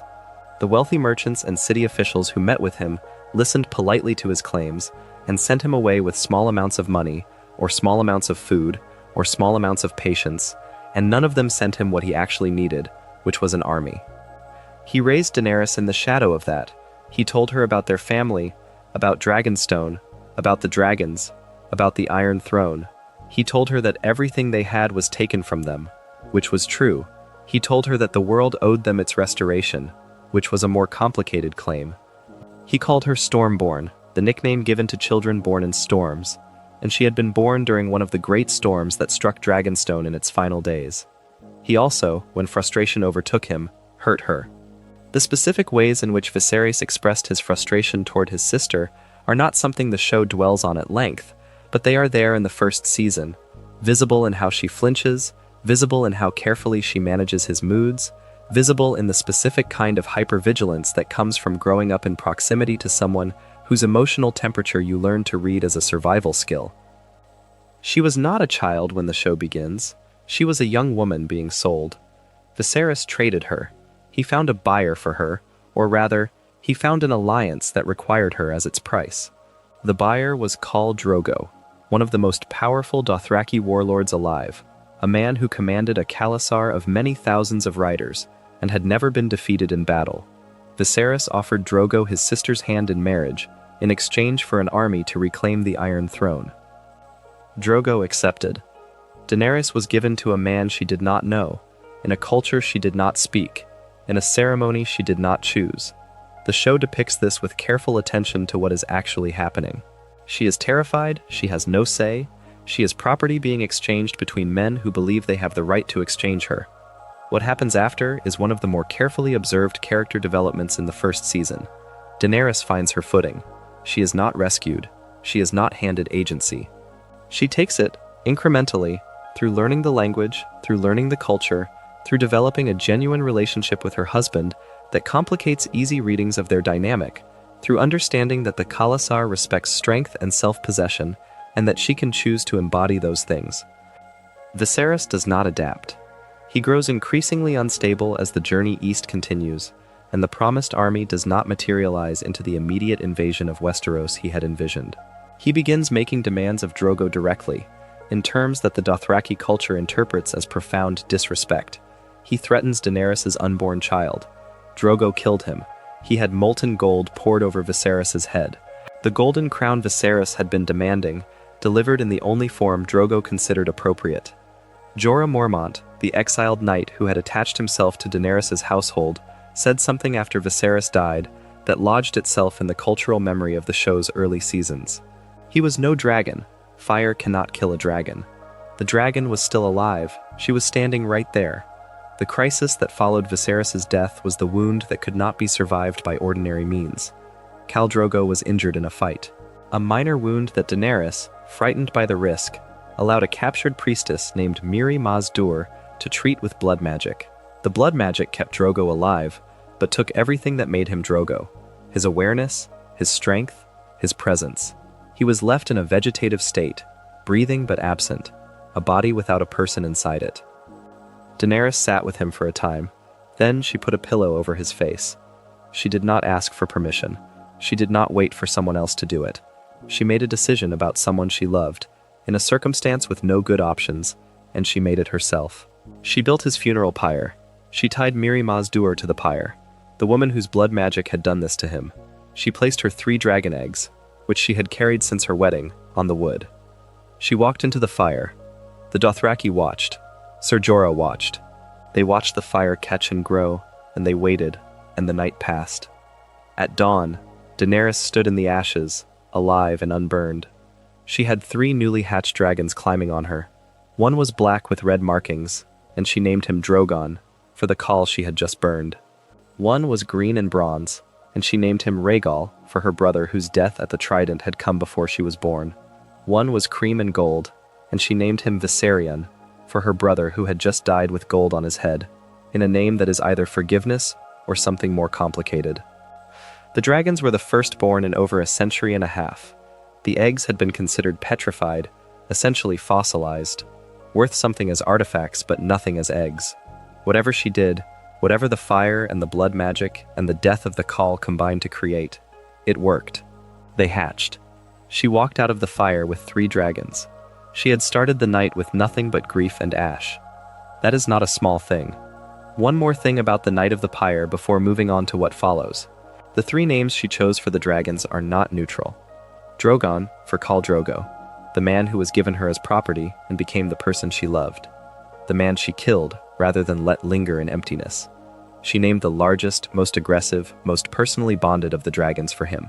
The one that would carry her across oceans and wars and the final years of her life, the one that would be with her at the end, was named for the first person who saw her as something other than a pawn. Rhaegal, for Rhaegar. The brother she never met, who died at the Trident before she was born, who was described to her in terms of something between myth and loss. The prince who should have been king, who played music and was loved by everyone, who Viserys always mentioned in tones complicated by his own grief and inadequacy. The dragon named for Rhaegar was green and bronze and would carry, years later, the man who was actually Rhaegar's son, the man who was actually her nephew. The universe has a dark sense of irony, even in fiction. Viserion, for Viserys. The brother who was cruel to her and sold her and dreamed of gold and died with it on his head, that she named one of the dragons for him at all, that she included him in the naming, gave him the warmth of that particular honor even in death, says something about her that none of her speeches ever quite says as clearly. He had not earned it. She gave it anyway. The years between Drogo's funeral pyre and Daenerys' crossing of the Narrow Sea are the years in which she builds herself from nothing into something the world has to take seriously, and the series takes its time showing you the construction. She crosses the Red Waste with what remains of Drogo's Khalasar, the people who chose to follow a Khaleesi without a Khal, which is not how the Dothraki world usually works, and which says something about what they saw in her. She arrives at Qarth, where she learns that being impressive is not the same as being powerful, and that impressive people are used and discarded by powerful people without a second thought. She leaves Qarth with less than she arrived. She goes to Astapor. She acquires the Unsullied. That is a moment that needs to be held up plainly, because it is the clearest early example of a thing the show does throughout Daenerys' arc. It shows her doing something genuinely excellent and then immediately complicating it. The Unsullied are slave soldiers.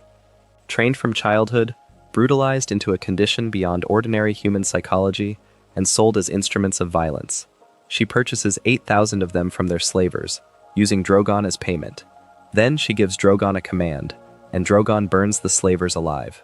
Then she tells the Unsullied that they are free, that they can go wherever they choose, and gives them the option of following her as free soldiers. They follow her. The liberation of Astapor is followed by the liberation of Yunkai and Meereen. By the end of the third season, Daenerys has freed an enormous number of enslaved people in the cities of Slaver's Bay, and has done it in a way that makes her, from one angle, one of the most morally serious characters the show has produced. She sees slavery as an absolute wrong, and acts on that conviction at significant personal cost and risk. She then rules Meereen for 2 full seasons, and this is where the complications accumulate. Running a city is harder than conquering one. The former slavers remain. The economy she disrupted does not simply reorganize into something better. The freed slaves do not instantly become prosperous and equal citizens. Her dragons grow from small animals she can carry on her arm into enormous creatures she cannot fully control, and one of them kills a child, and she has to chain them in a pit, which does not work well and makes her miserable. She becomes a sitting ruler rather than a conquering one, and sitting rulers have to make compromises that conquering queens do not. There is a specific kind of lesson that Meereen is teaching Daenerys that the show is careful to present, and that the analysis of the series sometimes forgets to credit. She learns, in those seasons in Essos, that liberating people is not the same as improving their lives, that destroying a system, even a system as absolute and degrading as slavery, creates a vacuum that does not automatically fill with something better. The former slaves of Meereen did not instantly become prosperous equals. The economy that had depended on their labor did not instantly reorganize. The Sons of the Harpy, a guerrilla insurgency of former slaveholders, assassinated freed people in the streets at night and left the golden harpy mask as a calling card. The city Daenerys had conquered required, to be governed rather than merely conquered, skills and compromises that her instincts did not automatically provide. She gets better at it. That is the part the criticism of her character in later seasons sometimes misses. She sits on an uncomfortable throne in a city that does not love her yet, in a culture she is still learning, managing a political crisis with far fewer tools than she would need, and she does not abandon the project. She stays. She learns. She tries to balance justice and pragmatism in a situation that does not reward purity, and she leaves Meereen, when she finally leaves, having built something there that was at least partly working, not because it was perfect, because she stayed long enough for it to begin to function. The question of whether that patience transferred to her campaign in Westeros is the question the final seasons are built on. When she finally leaves Meereen, riding Drogon, after he rescues her from an assassination attempt in the fighting pits in one of the show's most spectacular set pieces, she has been in Essos for years. She has an army, 3 dragons, an experienced political advisor, and the shape of a plan that will take her west, across the Narrow Sea, to the kingdom she has never seen but has been told is hers. She crosses in the 7th season. She arrives at Dragonstone, the island she was born on, that she has no memory of, with her armies and her advisors and her dragons. She stands on the cliffs above the sea and looks out at the water, and she is home, except that she has no frame of reference for what home means here. She meets Jon Snow. Jon Snow comes to Dragonstone to negotiate for access to dragonglass, the volcanic material found in abundance on the island, which is one of the few substances capable of killing the White Walkers, the army of the dead that is moving south toward the wall. He comes as a petitioner. She receives him as a queen receiving a petitioner who has not bent the knee. They argue. They become allies. They become more than allies, which the show handles with a certain narrative efficiency that serves the plot more clearly than it serves the human reality of what it is depicting. The audience is told repeatedly that there is something between them. The actors, particularly Emilia Clarke and Kit Harington, convey it with more depth than the writing sometimes provides for it. What neither of them knows, yet, is that Jon Snow is not Jon Snow. The revelation unspools across the 6th and 7th seasons, through Bran Stark's visions. First the Tower of Joy, then the full picture.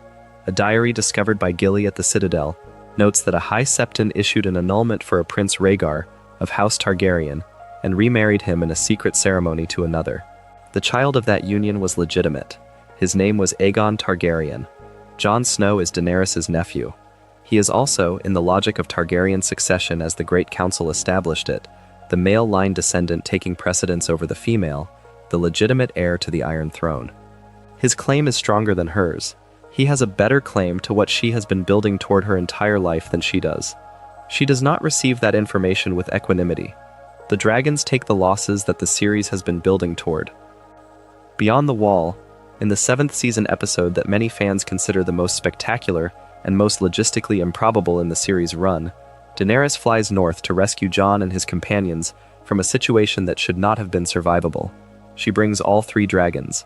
The Night King, the leader of the White Walkers, an ancient being of ice and death and absolute silence, is waiting. He throws an ice spear. Viserion, cream and gold, named for the brother with gold on his head, is struck through the neck and falls from the sky into the frozen lake. He sinks. Daenerys carries Jon south on Drogon, in the grief and cold of what just happened, and the Night King reaches down into the frozen lake and touches the fallen dragon. Viserion rises. His eyes are blue. He flies north with the army of the dead. And in the season finale, the reanimated Viserion breathes blue-white fire, ice fire, or something functionally similar, at the wall. The wall, which has stood for 8,000 years, which was built with magic and sacrifice to hold back the darkness, falls. The army of the dead walks south through the gap. Rhaegar dies quieter and worse. The 8th season, the war against the dead is won, through Arya Stark killing the Night King, in a scene that the show presents as a triumph, and the audience receives with the complicated feeling of watching a thread they had followed for 8 years resolved by someone other than the person the prophecy seemed to be pointing toward. The surviving characters travel south to deal with Cersei Lannister in King's Landing. Daenerys flies Rhaegar south from Winterfell. Euron Greyjoy's fleet is waiting near Dragonstone. His scorpions, the oversized crossbow weapons that the Dornish had used to kill Meraxes and bring down Rhaenys nearly 300 years before, fire in ambush. Rhaegar takes 3 bolts. He falls into the sea. He is not reanimated. He is not recovered. He falls into the water, and the show moves on. Daenerys arrives at Dragonstone with Drogon. Just Drogon now, the last dragon. She is losing things at a rate that the show presents as accelerating. Viserion dead, and then the dead version of Viserion dead again. Rhaegar dead, Ser Jorah dead in the Battle of Winterfell. Missandei captured and executed by Cersei in front of her eyes. Her claim to the throne complicated by Jon's identity, her allies dwindling, her advisors telling her things she does not want to hear. The bells of King's Landing ring. That is the moment. The city surrenders. The bells are the surrender. Every military and political tradition says that when the bells ring, the battle is over, the killing stops, and the occupying force accepts the city's capitulation. Daenerys is on Drogon above the city. She hears the bells. She burns King's Landing anyway. What follows is several minutes of screen time showing the fire and the death and the people running and the buildings coming down, and Daenerys on Drogon moving systematically through the city, burning everything. It is not a battle sequence. It is an atrocity sequence. The show makes that clear in how it is filmed, in what it chooses to show at ground level. The children, the families, the people who had been living their lives in the city and had nothing to do with Cersei's war. The question of what that moment means, whether it is the natural product of everything that came before, or whether it is a betrayal of the character the show had been building, or whether those two readings can both be true at the same time, generated more argument among the show's audience than almost any other creative decision in its 8-season run. Here is what can be said plainly. The Targaryen history had been building toward that moment for 300 years.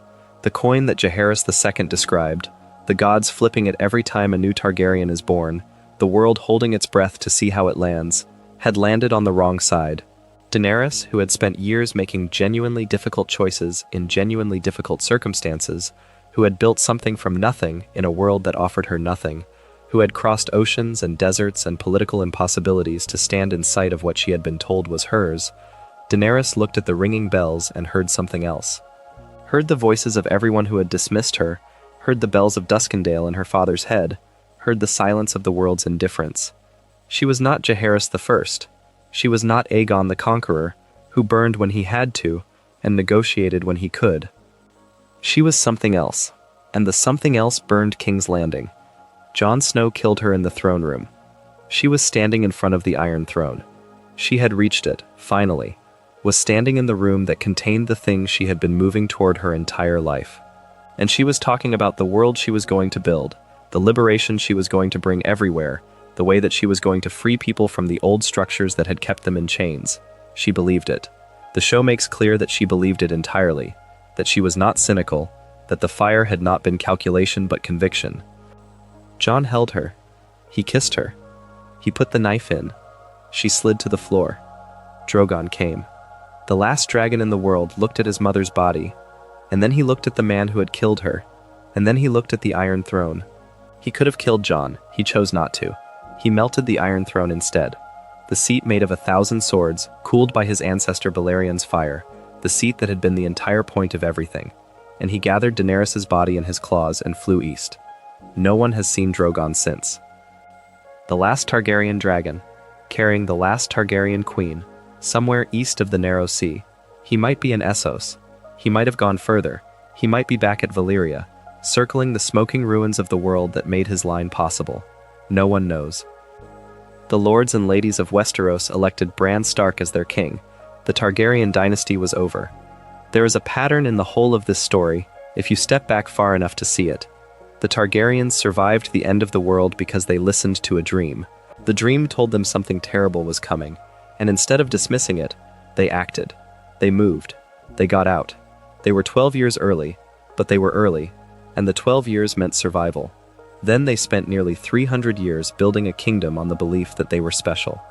That their blood, their dragons, their Valyrian heritage set them apart from everyone else in the world. Some of them used that belief to build something genuinely extraordinary. Jaehaerys I, who made the kingdom function. Daeron II, who brought the last holdout peacefully into the fold. Aegon V, who tried to use his position to protect the people with the least power. Those kings did not transcend their flaws, but they faced in the right direction. Others used the belief in their own exceptionalism as permission. Maegor the Cruel, who decided that crushing opposition was the same as defeating it. Aegon IV the Unworthy, who decided that his wants were automatically the kingdom's interests. Aerys II, who decided that burning the city was a more acceptable outcome than letting someone else have it. The coin that Jaehaerys II described, greatness or madness, was not random. It was structural. The same practices that produced the ability to bond with dragons, the same concentrated bloodlines that gave the family its distinctive look and its prophetic gifts, also produced, in certain configurations, a mind that turned inward on itself, a paranoia that mistook its own intensity for insight, a certainty that hardened into delusion. And the dragons, which were the power that made everything else possible, the element that set the Targaryens apart from every pretender and every rival. The dragons were finite. They died in civil war. They died in grief. They died of old age. And without them, what remained was a family with silver hair and ancestral claims, and a habit of making choices that affected everyone around them, whether those people had consented or not. Daenerys was the last of them. She carried the whole history in her bones without knowing most of it. She knew the version her brother had told her. She knew the grief and the exile and the hunger. She did not know about the tragedy at Summerhall, or the dance of the dragons, or the way the coin had been landing on both sides of her family for centuries. She found out too much too fast, in conditions of extreme loss and pressure, and the history that lived in her blood reached up and took the wheel. Drogon melted the Iron Throne, not the man who killed the queen, not the council that would choose a new king. The dragon, who understood something, or felt something, or simply reacted to the thing in front of him, in the way that large animals react when everything they have known is gone. The throne was the object. The throne was the point. The throne was what it had all been for. What Aegon the Conqueror had built from 1,000 swords, what Maegor the Cruel had bled to hold, what Jaehaerys the had stabilized, and what Aegon the had corroded, and what Rhaegar's choices had ultimately caused to pass out of his family's hands. The dragon melted it. Maybe that was the ending the story had always been building toward, not the triumph of one claimant over another, not the vindication of the right bloodline, not the fulfillment of the prophecy in the way that prophecy fulfillment usually works in stories, but the destruction of the thing that all the competing claims were about, the removal of the object, the end of the argument by the elimination of the prize. The Targaryens came from the end of the world. They built something extraordinary and something terrible in equal measure.